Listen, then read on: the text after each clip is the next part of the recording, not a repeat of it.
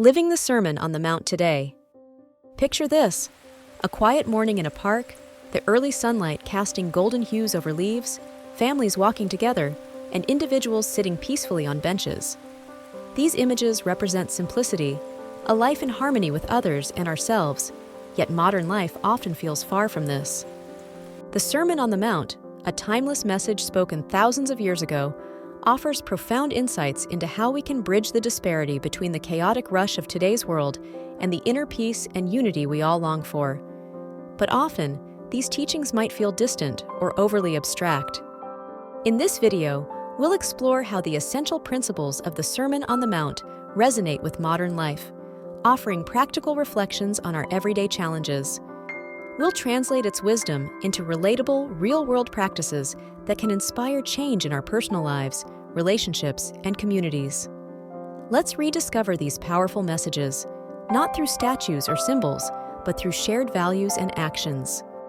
Take a deep breath, sit back, and let's reflect on how this ancient wisdom can guide us today toward a more compassionate and fulfilling existence. The Sermon on the Mount is one of the most well-known collections of teachings attributed to Jesus, yet its power reaches far beyond any one group or religion. Its evergreen truths apply to all people, all cultures, everywhere. The sermon emphasizes living a life rooted in values like kindness, humility, courage, and seeking peace even in the face of adversity. It begins with what are famously called the Beatitudes, starting with, "Blessed are the poor in spirit, for theirs is the kingdom of heaven, and blessed are the meek, for they will inherit the earth." Words like these draw us in, but what exactly do they mean? Simply put, the teachings here remind us that life is not about dominance or material gain, but about the kindness, resilience, and humility we show others. "Blessed are the peacemakers" urges us to seek understanding over conflict. "Love your enemies" challenges us to rise above division and fear, showing that forgiveness is transformative. These are not easy principles, but they serve as a light in today's noisy, confusing world. Think for a moment about the phrase, "Blessed are the meek, for they shall inherit the earth."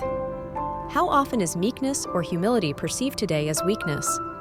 In a world that often glorifies competition and self-promotion, valuing humility feels countercultural. But humility, in its truest form, is not about diminishing ourselves. It's about understanding our shared humanity. Think of leaders or individuals you admire, not because of their power, but because of their ability to listen, understand, and connect. In practice, humility could mean pausing before arguing with a colleague to truly hear their perspective. It might look like mentoring someone selflessly at work or refusing to boast, letting actions, not words, speak volumes. Society thrives when humility takes precedence over ego. Imagine a world where every person treated others as equals, with respect born of mutual kindness. This vision begins when we embrace humility in our own lives. Now let's reflect on one of the most challenging yet vital messages from the sermon: love your enemies. Think of modern social media spaces where debates quickly turn toxic. In these high-stakes, rapid exchanges, it's easy to reduce someone to their opinion, forgetting the person behind the screen. To love our enemies in today's context doesn't mean we must excuse harmful actions. What it does mean is seeing others with empathy, even when we profoundly disagree.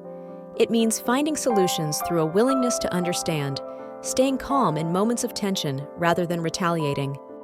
Consider small acts of kindness, perhaps checking in on someone you've had conflicts with, initiating reconciliation, or merely practicing patience when tempers flare.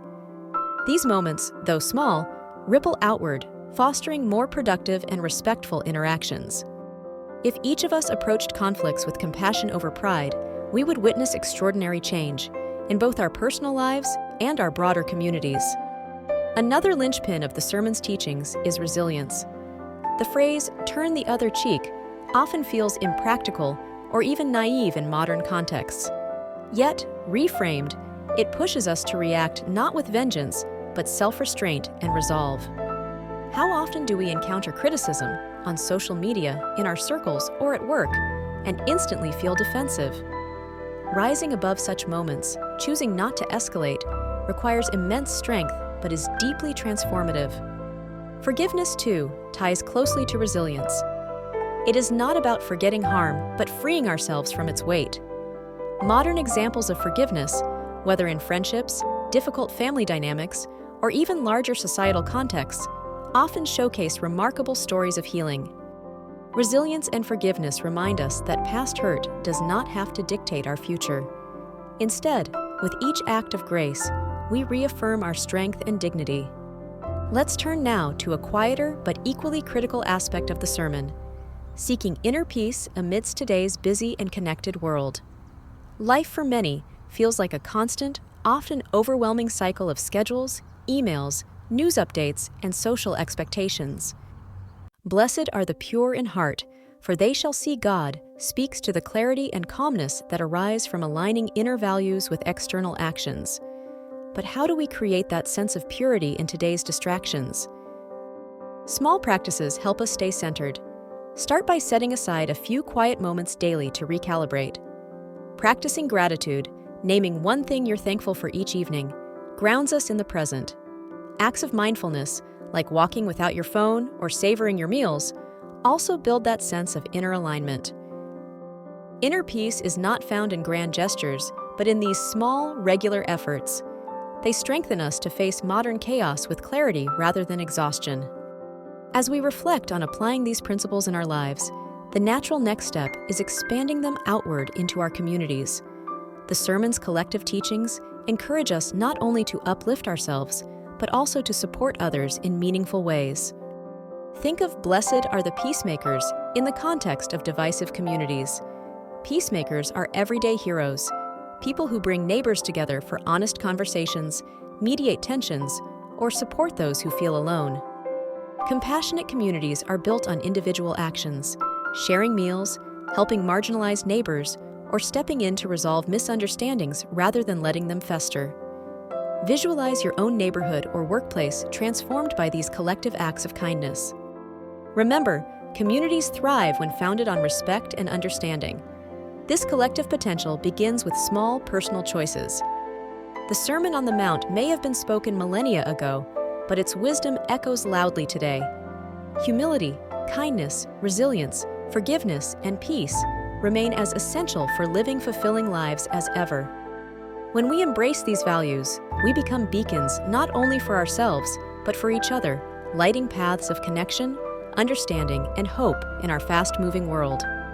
Imagine the ripple effects of these small changes, how a single compassionate act might inspire another, which then transforms an entire community. Ancient wisdom inspires modern progress. If these reflections on the sermon's timeless lessons resonated with you today, take a moment to connect with us. By subscribing to this channel, you're not just supporting positive content, but becoming part of a movement to spread kindness and understanding. If you found value in this message, give it a like and share it with someone who might need encouragement. Leave us a comment about which principle spoke to you the most. We'd love to hear your reflections and learn from your insights. Together, let's embrace these lessons and work to build a kinder, more united world. See you in the next video, and remember, small changes in you can create extraordinary transformations around you.